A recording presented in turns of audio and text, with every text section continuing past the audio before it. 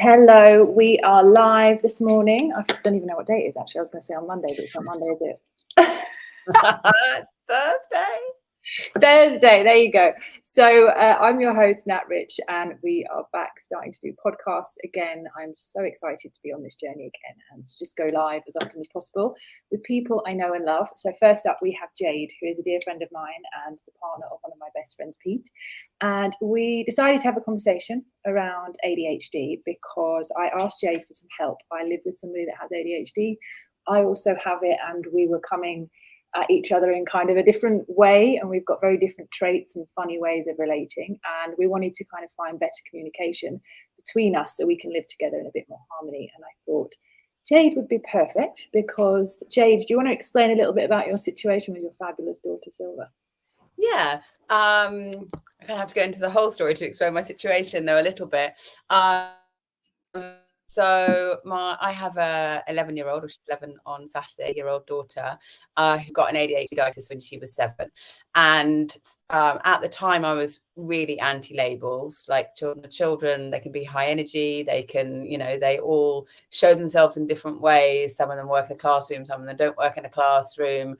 I'm not, restrictive in how I let her express herself. So for me, having a strong-willed, high-energy child was fine, and I recognized that those were her traits. And then when we've lived in Ibiza her whole life, we had a 2-year period where we lived in the UK, and when we were in the UK, she said there's something different about me, because she was in a school that was just 3 days a week. She found it really hard to focus. She needed to move around more than the other children. She couldn't really understand how they could sit still. And she expressed that she felt maybe there was something wrong with her. So I said to her, look, there's nothing wrong with you at all. You're just different. Your brain is different. But I'm going to read you something. And I just pulled up an ADHD kind of breakdown of the traits of ADHD. And I read it to her. And she literally jumped in the air and went, it's me. This is brilliant. I thought, well, you can't say you're ADHD, like you need to kind of go through the process of having a diagnosis. And, I don't think that's really necessary. And she was really like, but I want to be able to say that this is why. And now I have a much better understanding of being a self-advocate. And, when you do need to move, or you can't concentrate, or you need to draw while the teacher's talking to you, and you can take in all of that information, even when you look like you're doing something completely different. And that's the learning style. So we looked at the options for diagnosis, cutting a really long story short, there's a therapeutic diagnosis, a psychiatric diagnosis, or a medical diagnosis. And so we just went for a therapeutic diagnosis with a wonderful woman in Devon, who, she has this little hut down by a river in Devon, very beautiful. And as my daughter had the diagnosis, and when you have an ADHD diagnosis, it's they call it the DIVA method, which I think is quite funny and very apt. They look for 9 traits in attention deficit and 9 traits in hyperactivity disorder. And my daughter scored 9 and 9. And I was like, how is my daughter this ADHD, and why wasn't I aware of it? And it was quite a moving experience. And Kerry, the lady who did the diagnosis, she just said, well, there's 2 things. One, you've created a life where it doesn't matter. She doesn't go to school 5 days a week. She doesn't have to sit at the table.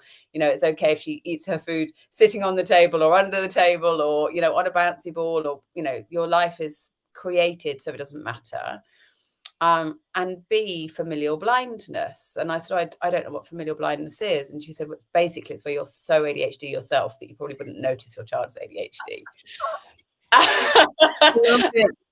And I was like, oh, really? Okay, this is very new to me. So at that stage, I was really conscious that I had this kind of hyperactive, strong-willed, like high get up and go, emotive, sensitive, reactionary child.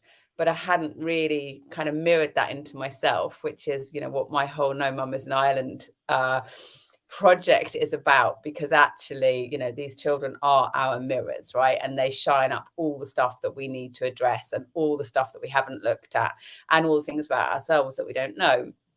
And so through her diagnosis program, my husband and I went and sat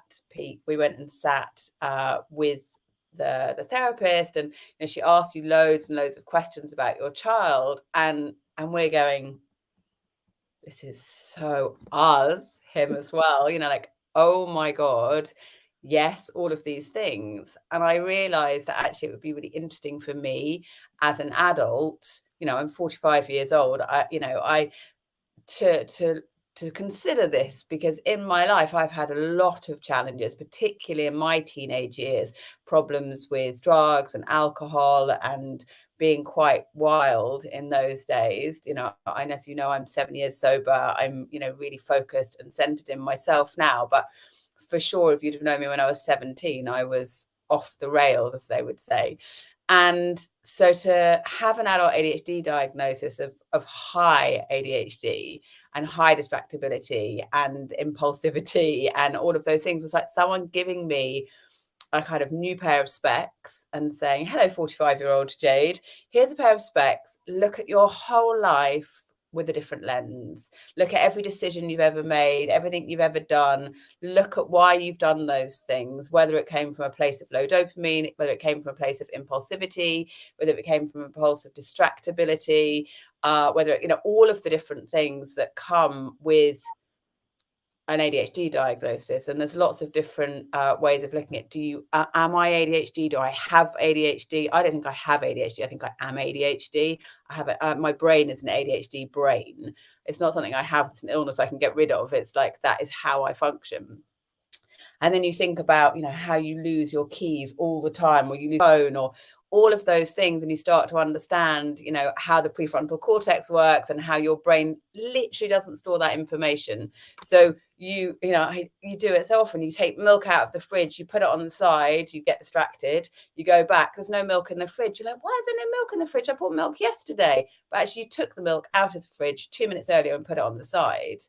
And I think when you don't understand ADHD, you can have quite a lot of self-loathing, because you can be like, oh, sorry to swear, but fucking hell, what's wrong with me? Why? I'm an idiot. I don't do this. I don't remember that.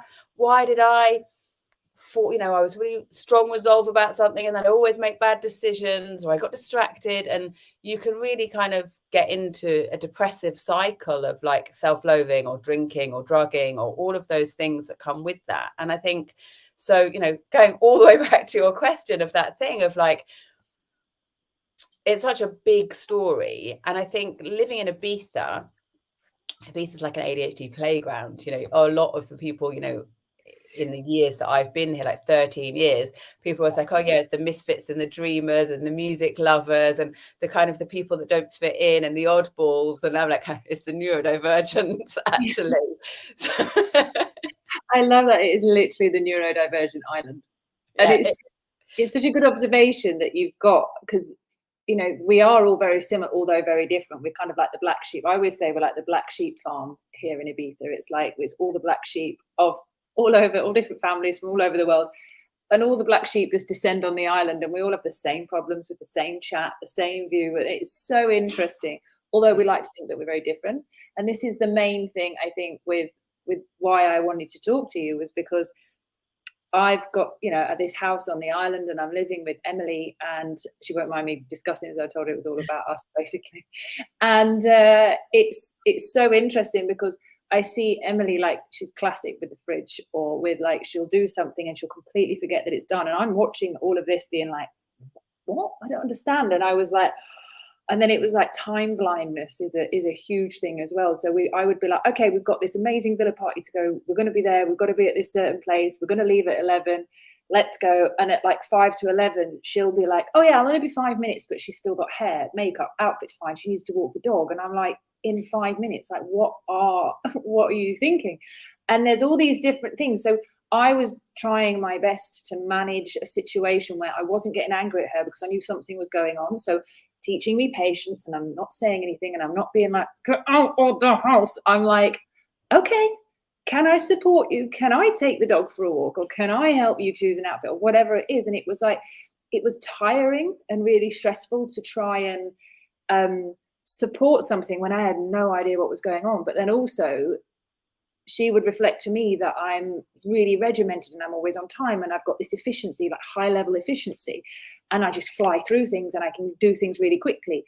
so she would resent me for getting ready in like 5 minutes and everything was done. And it was like, so we were coming at these two different angles. And I think it was when I spoke to Pete, who, lovely Pete, said to me, called me up one day and was just like, so yeah, I've had this diagnosis done. And basically, I'm thinking about all my friends and there's like 4 of you and you're all the same as me. So I think you've got an issue as well. And I'm like, oh, hi, how are you today? And it was just like, oh my God, I think I have one. So we've gone in this conversation to really understand like who I am, who Emily is, who we are. And you, for me, got the way of languaging it and the funny stories that you've had of the examples that helps us find relief in it rather than be like, oh my God, this is a hell on earth. And you know, I think here's the really interesting one, and I think Pete is a really good example. And Pete doesn't talk about this stuff, so I am talking about it. Sorry. Pete realised that he's ADHD autistic, and you know, when you know, Pete obviously has spent his whole life as a very passionate musician and as a DJ, and you know, he had 20,000 records, and he'll probably correct me by saying actually it was 24,530, but which is a typical autistic trait. But that, if you know him, that's what he does. And you know, you can pull any record out of his selection and pull one out, and he can look at the cover and he can tell you who the artist is, what year it was won, who the remix was by, what record label it came out on. And he saw that because he's a music lover and that was a normal trait. But actually, I think we see ADHD or autism or any of these sort of spectrum disorders, and I'll come back to that word in a second because it's a really important one, particularly with what you just said about there being sort of something not right, is that we see the extremes. So we see Rain Man the movie and we think, okay, well, autism is Rain Man the movie, but actually autism is knowing every record and the dates and all of those things. And because the world is kind of neurotypical driven and created for neurotypicals, if you're not neurotypical, you can think there's something wrong with me. Actually, I've had this diagnosis and there's obviously something wrong with you too. That wording, that language is so debilitating and so make judgmental, self-judgmental, and you think, oh, there is something wrong with me too. I was like, oh, but what? There's something wrong with me. I need to get a test. Yeah, exactly. Oh God, there's something wrong with me, and how do I fix it? And I think there's the really, like, him saying that to you is exactly that thing. And for me, like when I got my adult diagnosis, people were like, so what are you going to do? Are you going to medicate? Are you going to, like, what are you going to do? I was like, I'm 45 years old. I've spent my whole life figuring it out. I don't need to suddenly like change my life because I don't drink, because I know that the drinking really leads to impulsivity, bad decisions, you know, just drugs, all of those things. It's like, okay, so I don't drink because that really takes that out. I know that meditating, exercise, movement, you know, like I don't need to suddenly have a solution to a problem because actually it's been my whole life, and my whole life is the journey is figuring out what my how to handle it. So like when you and Emily come together and you're conflicting, and this is the complexities of ADHD, autism, the whole spectrum, is that I'm not time blind. I'm very ADHD, but I'm not time blind, possibly because my dad was incredibly strict around timing to the point that it made us physically feel ill. So it's like a fear factor in me. It overrides anything. Whereas my husband is horrifically time blind, and it to the point that it's like I lie about everything. I'm you know, I'm meeting Nat at 11:30, so I'm going to need to be online at least 11:15. I don't need to be that early, but if I don't say that, it won't happen. So it's kind of understanding your own idiosyncrasies. And I think when you have a child with ADHD, you really have to learn that stuff, or you're going to be in this kind of fighty, I'm sure, as the housemate experience in this fighty thing. And like when you and it's 5 minutes and you and Emily are desperate trying to get ready, and you say to Emily, look, I can walk the dog. I would imagine that would really piss her off. Yeah, because it's the fact that I'm so efficient, and I'm like, but I'm just walking your dog, and it's just like, but I can walk my dog.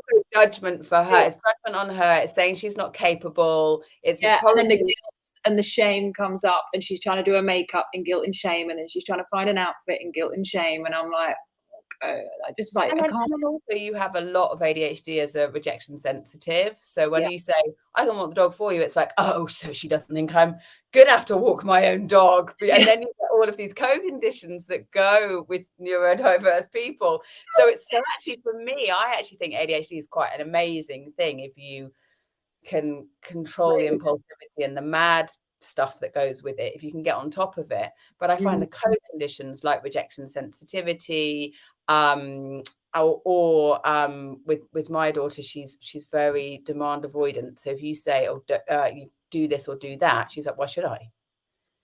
And at first you're like, oh, what's wrong with my child? But once you understand that demand avoidance is a fight or flight response to a non-threat because of the way the brain works, then you even see it in your adult friends where you say stuff to them and they're like, well, and you think, oh, okay, you're demand avoidant. I can see that within you.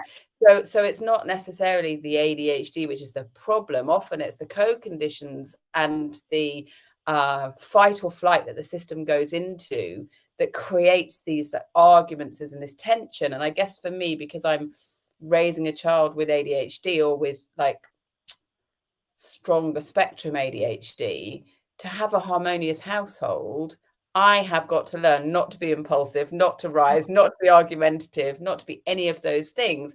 And so then you're on a really deep learning journey, because I don't want to have an argumentative household. I don't want to be screaming at my child. Yeah. And I don't want... Sorry, carry on. No, it's the same when you're in a friendship, right? It's the same in a friendship. You have to think, I don't want to be in an abusive relationship with my housemate. I want to be in an abusive relationship with my child, so then you have to do the work. Yeah. And it is that doing the work is the important part. We have a really good relationship where we can joke about it, and we have so many conversations where we can really articulate how we really feel. And she always said to me, you're helping me be more of me because you allow me to say anything. Because I knew that if she can't find the right words, for me to take offense because she hasn't got the right words, or to say that's not in the right way, that's me being, I'm not being conscious in that. I'm responding and reacting, and it's like, I don't want to be that. So I said, you know what, say whatever you want. I regretted saying say whatever you want sometimes, because I'm like, oh, really? Like, you said it like that? Okay, cool. Could have said it nicer. And I went away being like, but I said, I need to give you free reign to be a complete dick with me and say everything that you want, because I know that it needs to come out for you to see it, and then we bring it back. So it's been this thing, and it's an opportunity for her to see herself, and also me to set my boundaries of where I want to be, what conversations I want to have, where I want to go. So our relationship's been really funny in the sense that we treat our friendship like a relationship, and neither of us have had such a conscious friendship as we have with one another. So we are in, and now she's got herself a boyfriend, and more on gossip later offline, but she's got herself a boyfriend, and he, it's really interesting because he's come in, and whereas I've been predominantly there to help with the dog and to, with all the little bits that send her west, he's now come in as the man and taken those things away. So I'm like, so what do I do? Oh, I've just got to be friends with you now because I don't actually have to do that extra stuff. So it's redefining our relationship because we've had a third person come in who is now in this position where he's now taking on a lot of the thing, and he's learning from it because he's also quite regimented like me. So he's now learning, and I'm like, no, this is just Emily. She's softened and become the best version of herself because I've given her the space to just say what she wants. And I said, no shame. You can say what you want. No guilt. If you feel guilty or angry at something, tell me. I don't care how raw it is. And when you give someone that permission to be themselves, but still love them anyway, you only get the best of them. And that is, I think, is with a child. I'm not saying she's a child, but with you get you and Silver. I love Silver. I see her, but you've got the best of Silver because you've created that environment for her to be all of her.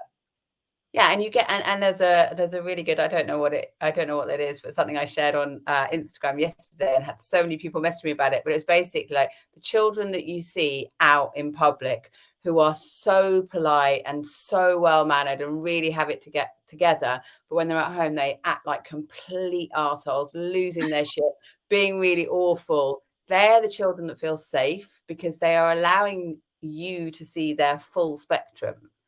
Yeah. And it is that, and it is that thing of, the good emotions and the bad emotions and the bad feelings and the good feelings. And ADHD can go from normal emotionally to full fury and anger in 1 second, and then drop back down again, leaving a wake of absolute over emotional, shocked, whatever. And they're like, okay, do you want to play Barbies now? And you're like, No, I don't.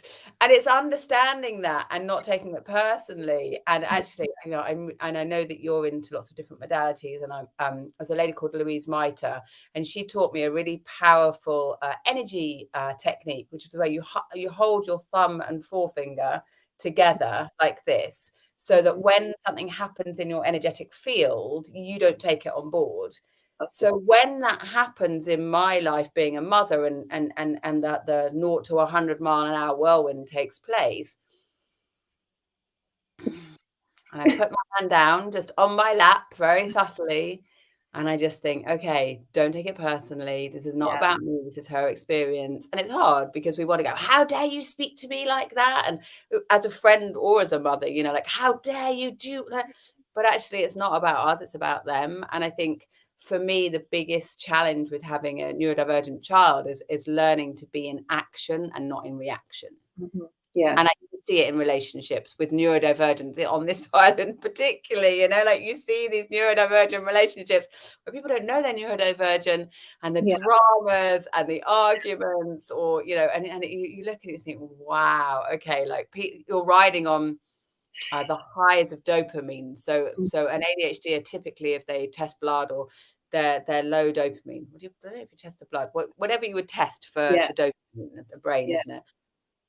That low dopamine is always present. So an ADHD will throw a pair of socks to the laundry basket, and if it misses, they probably won't go and put it in because they don't have that dopamine to kind of go the extra mile. They're like, oh, forget it, whatever, I'm not done.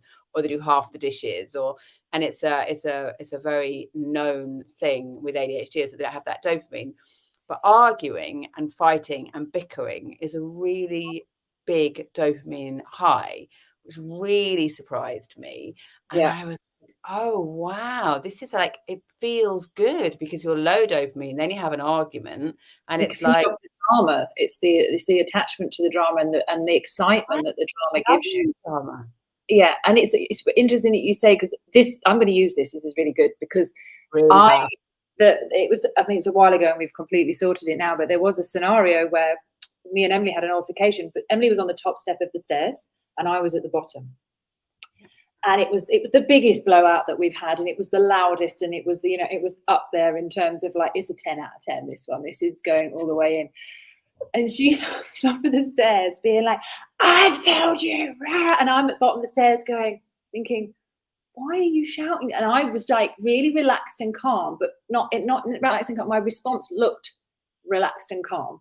Yeah. She's shouting at me. I'm receiving this on this lower level as well as emotionally. I'm like, ugh. And I'm like, and my response to that was, if I retaliate, I'm coming up those stairs and I'm giving you this back, and we will never get back from that. So this is what's going on. So I was like, do you know what? I'm done. And I was like, I'm just going out for a minute. Now, I only went out of the house, over the street, knelt on the floor and cried on the opposite side, and was just like, ah.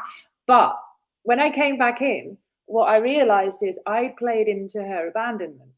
So because I'd left the situation, because I couldn't take it, and I thought, I can't, because otherwise if I stay, I'm going to give it back. I thought I was doing the right thing. I was for myself, because she doesn't deserve that version of me. But I came back in and realized that I'd basically gone ping on her abandonment. So when she used to be in arguments, abandonment, it's like somebody would just run away. So she'd act all like this and somebody would run away, and she could never heal anything. She felt rejected. So she's even worse. I'm thinking she's calmed down now. I've given her a minute. I've given myself a minute. I'll drop back in and we'll be okay. It was even worse because there was something else playing in. So I'm like, well, that's why the rejection sensitivity, actually being a parent, that dynamic is exactly it. So you're like, right, I'm leaving the room, and the rejection sensitivity is, so you're leaving because you don't love me. And then when she explained that to me, and I was just like, for me, and actually we're much easier. We're in a good position. But say 2 or 3 years ago with Silver, we'd have that situation in an adult-child relationship. But I'd be like, and then I'd be like, oh my God, I've got to leave. And I'd have to say things like, I'm leaving the room. I still love you. I'm going to sit on the other side of the door. So if you do need me, I am still here for you. However, I actually have to leave the room right now. So I'm trying to work out the rejection sensitivity and nurturing that, whilst at the same time taking care of my own personal needs of not just being completely battered. Yeah, and that's actually, this is really interesting, and I think a lot of people, if they're going to be listening to this, they'll notice what we're talking about, either in themselves or in their loved ones. And I can't say that I've had a better, more funny, open relationship with someone like I have with Emily, because we've got this full spectrum at play, and it's so much fun. And I've got this trait where, and it's certainly not all Emily in that sense. It's like I've got this trait where I've got certain friends, knowing that I had an addiction to drama as well, and that would also fuel me, which I've tried very hard to stop. Knowing that if I used to tell all of my friends about one of my friends, every time I'd see those friends again, they would all know that story. They would all ask about that story. So therefore the drama would be maintained, and I would never be able to come away from it, even if I'd healed the situation. So what I have now is a selectivity. So if I need to speak to someone about a certain thing, I choose my certain person that it relates to, that's also been through that, and I'll talk to them.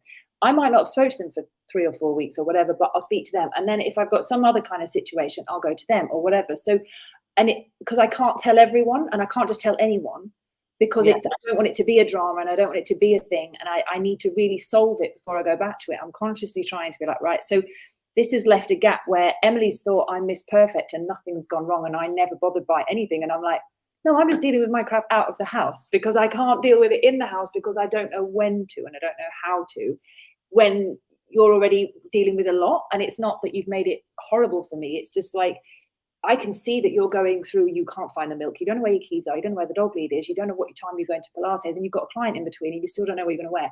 I don't know where I fit in all of that to go, oh, I'm feeling really uncomfortable today because of something you said yesterday. I don't want to add that to the existing ADHD cloud. So I've said, right, I'll go and deal with this, and I'll just deal with it myself. And she said to me the other day, I don't think you've been very vulnerable with me. And I'm like, I'm vulnerable. People say I'm vulnerable, too vulnerable all the time. I go on stage and talk about like awkward stuff, and how am I not vulnerable? And then I was like, you never asked me how I am. And then I'm thinking, and I never tell you how I am, because I take it somewhere else. Okay, I was like, oh wow. So we've had this thing where this week where we're like, oh, we need to bring this and make space for both ways, because I've got my own ADHD scenario and she's got hers, but it's now bringing it back together and making sure that we do have that creative environment that we can live in, where we can both express. I'd love to be asked how I am, and I think that she doesn't care, but it's actually because she just doesn't think to ask how I am, because there's so much going on. So I'm like, well, she doesn't care. And it's pathetic. It's true. Really funny about my ADHD diagnosis. So she said to me, how are your friendships? Because ADHDers often really struggle with friendships. I said, well, I can tell you something that I've never told anyone. She said, yeah. I said, I have a list of notes in my phone with my friends written down so I don't forget them. Wow. And she said, that's really a great strategy. And a lot of ADHD struggle with that, where you're saying like, how are you? Well, you're running around with your life, particularly if you've got a strong-willed child and you're dealing with those things, and you don't check in with your friends and say, hey, how are you? And then like a year goes down the line and you're like, oh God, I haven't even spoken to that person who's like my best friend who lives in Bristol. And we can always pick up from the same place. We can always pick up. But I think that's a real ADHD trait of not necessarily, although ADHDers are huge empaths as a rule, like on a massive scale. I think they can get so caught up in the drama of their own lives that they don't necessarily check in. Yeah. And it's the checking in that, for me, I think it's because my parents always did it.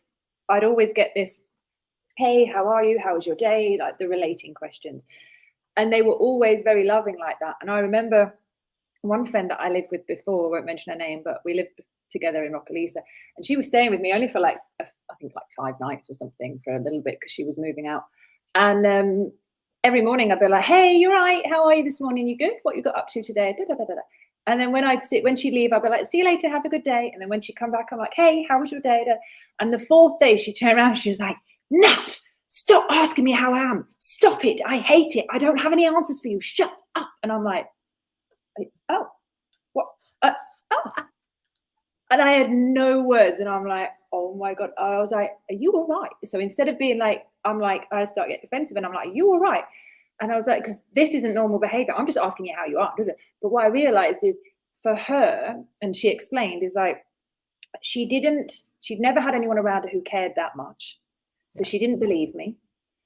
When she didn't have an answer that she was proud of, she didn't want to give it because she thought I'd judge her. And all of this stuff was going on in her head. And I'm just there chirpy, like, hey, how you doing? Da, da, da. Pissing her off left, right, and center because she's just like, ugh. So anything, and also she thought I was inquiring into something that she also was doing that she wasn't proud of, but that she knew was a little bit under the radar. So I'm now nosy, annoying, and just, just basically being this person for her. And it's only when we actually had this conversation that I understood that it's also how ADHD, yes, there's certain traits, but they also play out in certain ways depending on how you've grown up and what your environment has been. So you might have learned a trait and a response, or you might not be used to something. So when someone shows you love, you're really suspicious and you're like, and you don't believe them. So then you watch for them, calculated watch for them to bugger it up or to like make it wrong or to not be as authentic as they are. And so you're ready to pounce when they drop the ball. And it's really interesting because Emily's the same. Is like she put me on a pedestal because she'd obviously come to know me through other things, and I helped her with the meditation stuff. So she thought I was like super perfect, did these meditations all the time, helped loads of people, was a coach, blah blah blah blah blah. So I was never wrong. So she had this perfect thing. So when I was being wrong, she's like, oh, she's been wrong. I'm going to look for other things. Imperfect. Literally imperfect. So it was like clock watching me, and I'm like, oh wow. So it's a real like hard thing to really get to know someone. This is why communication is so important, to be able to find out what their personal triggers are, not what their ADHD issue is. It's like what personally triggers you. A lot of people don't know that themselves, and I think I guess that's why in my own personal experience with the motherhood journey, and maybe because you and Emily have become into that kind of mother-child role almost, I haven't done family constellations, but it sounds like you're in that family constellation of being in that role of mother-child, and it's like it does make you think like, what do I need to be able to deal with someone else who's in my living environment and who's with me all the time, and they don't know what they need. Because it takes time to work out. Like it's taken me a long time to work out with my daughter and with my husband, what it is that they need. And mostly it's me not joining in their drama. Mostly that's what's needed. Like me not joining anyone else's drama is what mostly is needed, because actually it's so easy to go, what are you mad? You don't joining in with all of that stuff. And it's like, actually you need to be the calm in the chaos. And then when you are calm in the chaos, then you can get to that stage where you work out what the triggers are, or what, and it's like yesterday Silver was being not so nice, and Pete was like, oh, if you were a kid in the 70s, you'd have got a slap by now, or whatever the comment was. And it's like, wow, so that's really triggering for him. Like what that is really triggering. Whereas I cannot take it personally, see she's dysregulated, see that there's something going on for her. It's 35-degree heat, the car's broken down, it's her birthday in 3 days, lots of people off the island. Like I can see the bigger picture really, really quickly. So I don't think, oh, she hates me or she's rude to me. I think, oh, she's got a load of stuff going on. But I think it takes a long time for us to get there where we can see that it's us and not the other person. Yeah, it does, definitely. And I just want to put out there as well, in the sense of like with Emily's taught me so much about myself and given me, and this is where I take my hat off to her. She has the ability to speak what's true. In whatever way she does it, she will find the words now to say exactly what she wants. And her goal is to be in what's true. And not many people have that goal. Not many people want to find the truth of where they're at, and not many people are willing to do it.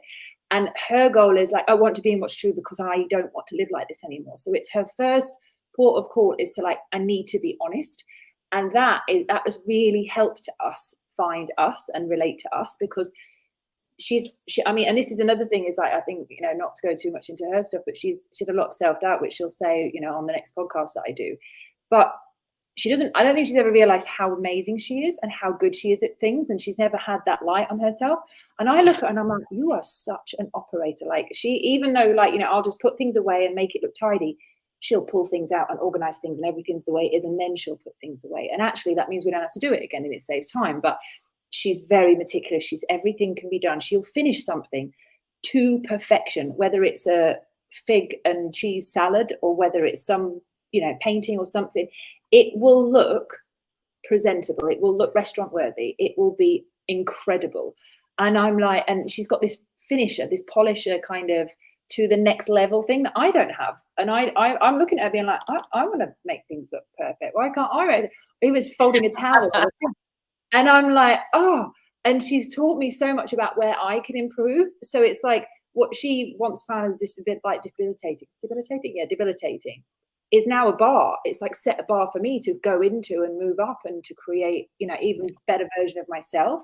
And that's what I love so much, is that like our dynamic now, because we're openly talking about this and making it funny, it has healed so many parts of me, and she's got no idea how amazing that has been for me, because you would never think. I don't think that ADHDers, and there's so many of them on this island, but a lot of ADHDers don't see their own value, and because they're in a comparison trap all the time, and because they beat themselves up about the bloody milk and the car keys and the really little things, that they often don't see all the wonderful things they do. And because they're also in that kind of short-term memory thing, they can do something amazing, like amazing, and then they move on. So they don't even savor the wonderful thing or go, oh my God, look what I just achieved. This is incredible. I've done this one. They're like, on to the next thing. Yeah. And I speak to Mary Magdalena. Is she called Magdalena? Sorry, I've forgotten. Do you know, I've totally forgotten her name. Oh my God. What do you mean? Marina Magdalena. That's Mary Magdalena. Marina Magdalena, who's amazing. If you've been speaking to her, you'd be impressed. Oh, she's yeah. Just channeling, darling. And she's really, and we really spoke about that thing of where you just forget your own achievements because you're bouncing onto the next thing so well. And even if it is making an amazing fig salad or doing whatever it is, you kind of you're so, as an ADHD, you're so distracted, or you're so bouncing from one thing to the next, that you don't take the time to savor what you've done. So then you don't, like you're saying about Emily, you don't look and go, oh my God, I am amazing at X, Y, and Z. And I'm really just go, oh God, I fucking lost the keys again. I know. It just boils down to the worst thing that happened. And she's so amazing and teaching me so much. And like, this is why I wanted to be on the next podcast and like to share our funny kind of dynamic, because she's probably one of the only people, or I could count on one hand, that will own all of their stuff and laugh into that and make light of that, because that's all it is. It's just life at the end of the day. And that is a real skill. It's like the honesty and the vulnerability that's required to own your shadow parts and then language them and then give them to someone else and hope that they're not going to run away. It's huge. And I think better communication is one thing. But I also wanted to talk to you about the other thing we were mentioning, which is the Healy device, which is another thing that I think you know way more about than I do. And I'd love to go into that. That has helped you, because you can help your environment and also personally understand where you're at. So do you want to give us a bit of understanding on the Healy device? Because I mean, for me, when I had my diagnosis and people were like, are you going to start taking, like, I don't know, Ritalin or whatever? I was like, no, not at all, because it's about having coping strategies, right? It's about having coping strategies. And then you build a toolbox. And your toolbox, for me, a lot of my toolbox is what I don't do. Like not drinking, not drugging, like all of those. What I don't do is as powerful as what I do. And then what I do is, movement and having routine. And then once you've kind of got your basics in place, then it's like, what can you add? And I've tried all sorts of kind of supplements and lion's mane and, like all the different things that you try and bring focus. And then obviously recently I discovered the Healy. My mum bought one 2 years ago. Because my mum's always ahead. My mum's ahead of everything, always. She's really in tune and with it. And basically, it's a frequency device. And if you think, and Dr. Emoto's work, if you think that our body is sort of like 67% water, but certain organs can be like 90% water, different parts of our body. And Dr. Emoto, when he spoke to water and he spoke words of love and wisdom and support and care and nurture and healing, then at that stage, what happened was that water created beautiful crystals of, just synergy and beautiful to the eye and equilibrium. And then he spoke words of hate and destruction and disease, and these are just words, and the water completely broke down in its structure, and it didn't have any pattern, it didn't have any smooth radiance. It became really broken and unhealthy. So if you think that our bodies are water, not only what is said to us, and actually going to the ADHD thing here, an ADHD child gets something like 70% more correction than a neurotypical child. Sit down, stop moving, you're always fidgeting, why can't you pay attention? All this kind of overload of negativity of just you could do better, you're not excelling yourself, like all of these put downs all the time. So you're kind of really feeling that. And if you look at Emoto's work, and then you look at that as any human being really, but particularly as a neurodivergent.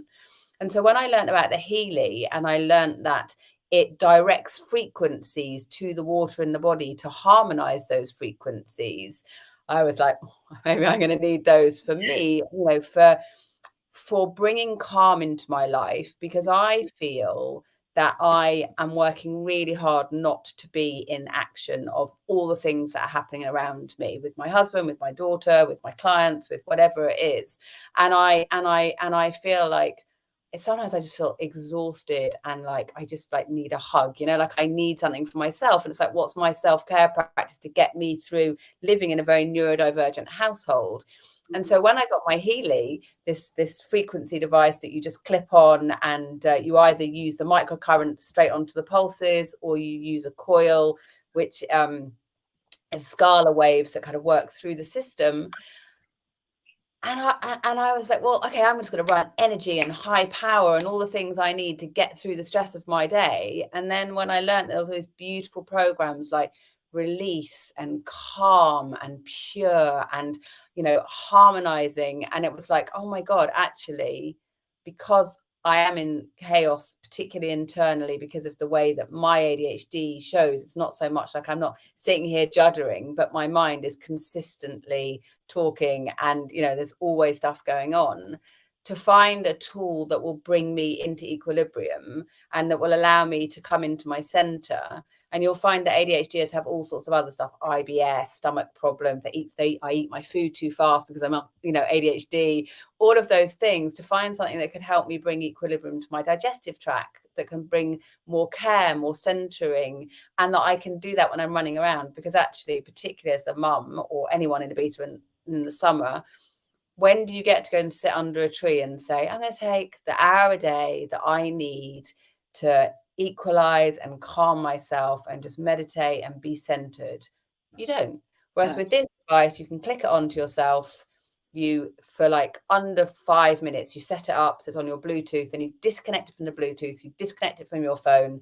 The frequencies run onto you, so you're not hooked up to your phone. And it has a very, very low EMF, like considerably less than even a phone. And there's lots of amazing research, because I'm not a big device fan at all. I don't want EMFs and Wi-Fi and all that crap on my body.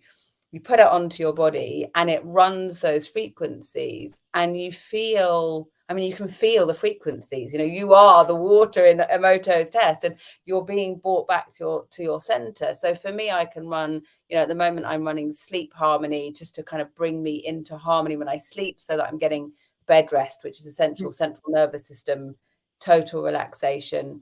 I run a lot of nervous system, because my nervous system feels like it's shot, because I'm on like the whole lost my keys, lost my phone, that side of things as well. In the house. Yeah, like, so to center my central nervous system, to bring myself into bed rest, to run care programs, to support my digestive tract. Like I'm super, super impressed with that as a tool. It's definitely my favorite thing to add. Like, once I've taken away all the things that I had to take away, now it's what can I add to take things to the next level, to bring myself into a much calmer place. Yeah.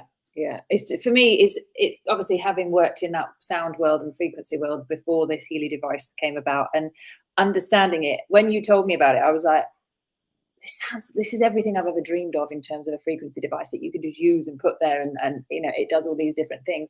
So I'm still on that journey and exploring it, and I've signed up to get one and kind of going through all the motions. But it sounds like space age technology to most people, but it's the fundamental core of where we're at. We're made, of sound, and there's this water component to us, and having that understanding of more about yourself, that you don't hand your power over to the doctor when you're like, hi, what's wrong with me? It's like, oh, I can find out what's wrong with me, myself, and then I know what to do, and I know how to deal with that. And that, I think, it's taking that ownership back of your own health. Totally.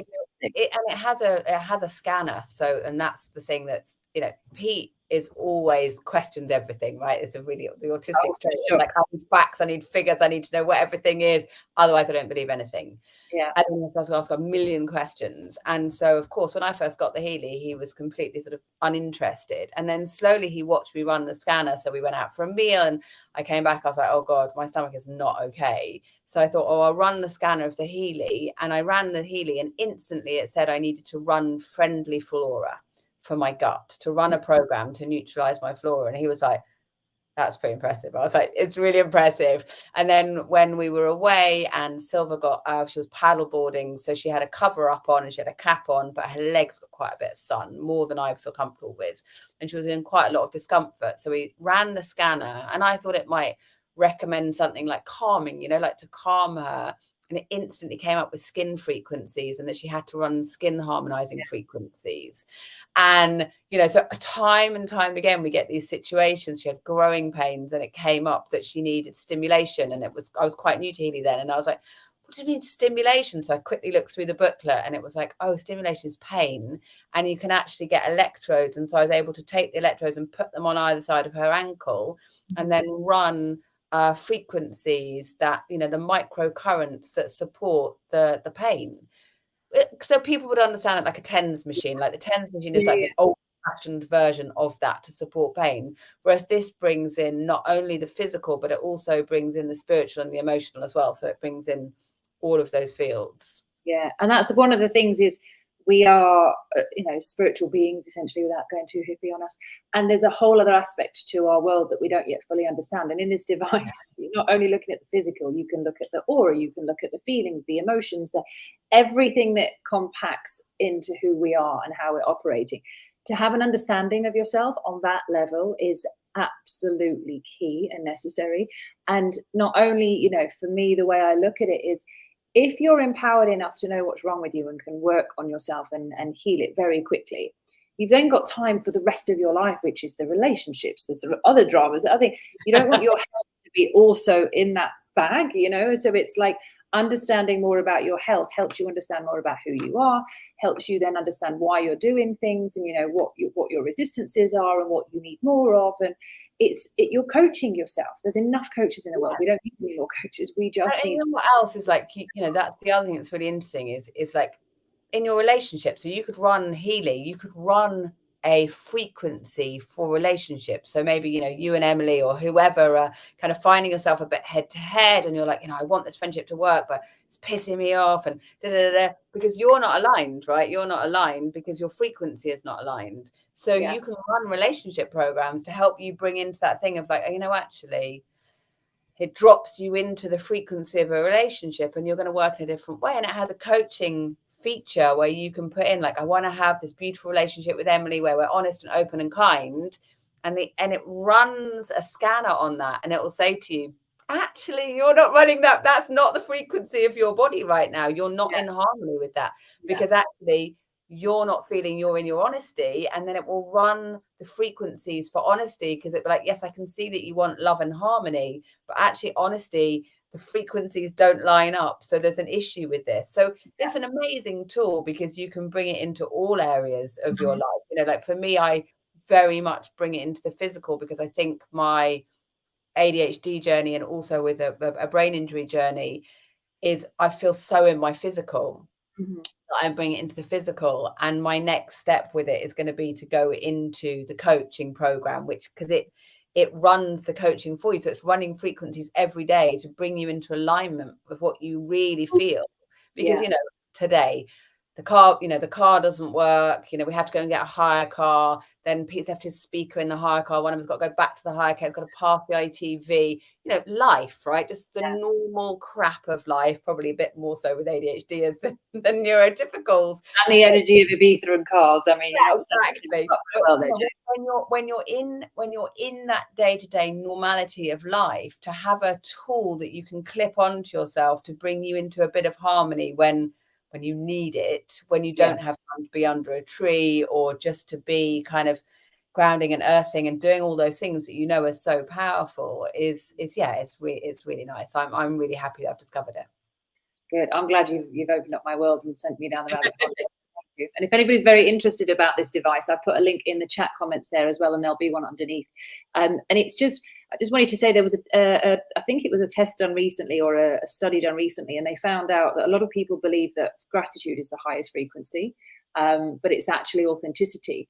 And they did this whole test and found out that it was authenticity that was the highest frequency. And you have to be authentically aligned in order to grow. And if you haven't got the basis to be grateful for something, you have to authentically be grateful, understand why that is and what that is. So it's this authenticity, is this, going back to the conversations that me and Emily have, it's like our most important thing is that we're honest with each other and we're open when it happens. And if we need to go away for a few hours and figure it out before we language it, fine. But if we never say it and we don't bring it up, it's going to cause problems for months at a time. So we want to be honest in the day and not go to bed with things that are unsettling or feeling uncomfortable. And I think that's why when we go at night, walk into Emily's room and we have a little chat. We end up chatting for another hour and a half, and we don't get into bed till like 1:30. But it's because we've just dissolved something that's been bugging us for the day or for the last few days.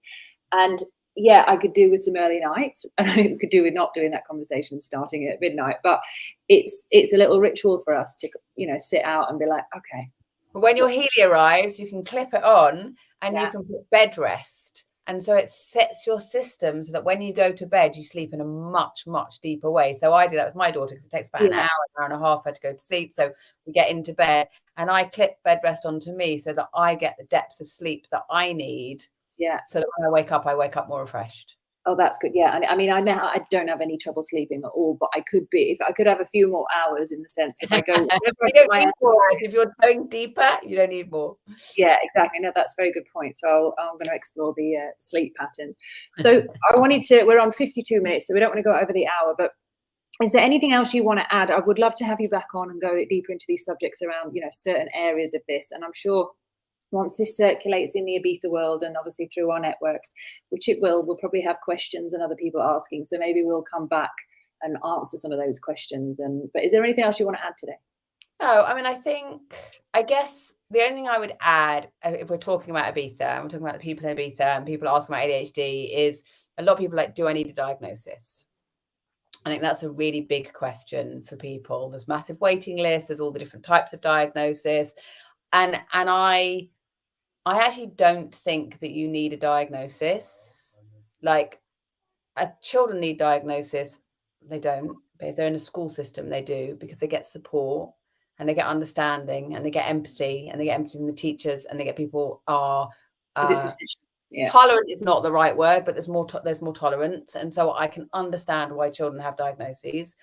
I got a diagnosis because I'm self-doubting sometimes anyway. And I was like, actually, if I want to talk about this, particularly on my journey as a parent, I would like to have a formal diagnosis so that I can have a deeper understanding. And that process of having a diagnosis for me was like the most intense therapy session I've ever had, because the questions that you get asked across these 9 traits in AD and the 9 traits in ADHD, they're so your shadow.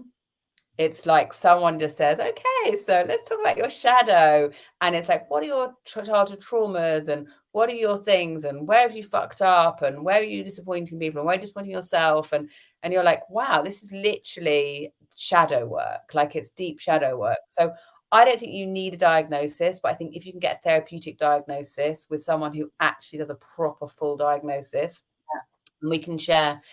She's kerrybakerflow.com. I don't know if she's very busy. Kerrybakerflow.com. Is it Kerry, Kerry? CERI. CERI? Kerrybakerflow.com. Flow.com. And Flow with a W, or is it Flow without? Flow with a W, yeah. Okay, so I'm going to put her thing in the chat, so if anybody else needs to get that. Perfect. And you know, so for me, it's like, you don't have to have a diagnosis, but the level of depth that you go into and a different understanding, like you can read a book on ADHD, and then when you have a therapeutic diagnosis and you go to really those dark places of maybe the things about yourself, like your list of friends or whatever it has, you would never tell anyone. There's such a level of release in that. And you start to see stuff that maybe you would not really ever talk to anyone about. And then there's somebody who deeply understands it talking to you. And you're like, oh my God, this is actually okay. And I'm not one in a million people. There's actually quite a few people that do these things. And I know that we joked about the tax bill situation where you know that you just need to ring the tax office and say, oh, can I make 3 payments? But you think, well, actually, in 3 months' time, I can just pay it in full. So you don't make the call, you don't speak to the tax office, but every single day you're thinking, I should ring the tax bill. I should ring the tax office. I should ring them. But you don't. And then in the end of the 3 months, you make the payment plus the fines, and that's fine. But you think that behavior is like mental illness. And then you learn about ADHD and you're like, oh, ADHD tax. This happens to loads of people. I know people have had their cars scrapped and like all sorts of things. And when you actually get to the bottom of it, it's like, this is a resistance that comes up because of your neurological makeup. And so I guess all I want to say for Ibiza people is you don't need to have a diagnosis, but it's really good to learn about ADHD, because kind of going, I'm ADHD isn't going to serve you. No. Like there's it's a title, but there's no ownership and responsibility with what comes with that. Of understanding, the therapy of understanding, and reading Gabor Mate's Scattered Minds, and I an awful book called Women with ADHD. I will gladly burn the book, talking about how awful it is to be ADHD and what a tragedy it is for women, and how you can't live your potential and how sad it is for us all. And I just thought, wow, if that's someone's first encounter with ADHD, how devastating. Because actually you're this incredibly creative being, you think outside of the box, you're incredibly fair. There's all these like mind-blowing, wonderful, strong traits that come as well. But this is the disorder which we spoke about before. Gabor Mate says that when you call it attention deficit hyperactivity disorder, it's not because it's a disorder of you, it's because it creates disorder around you. So it's not you have a disorder, it creates disorder in your environment. And I think some people get really triggered when you say disorder, and it's like that's also their trigger, and it's like no, it's not meant as that. And it's the disorder it causes, which it does, which of course it does create a disorder external to you, and it's understanding that. But I think it's really good to learn about it. Like, I think it's really powerful to learn. That's what I would say, rather than just going, I'm obviously ADHD, because I think the depth of the understanding comes with the learning. Yeah.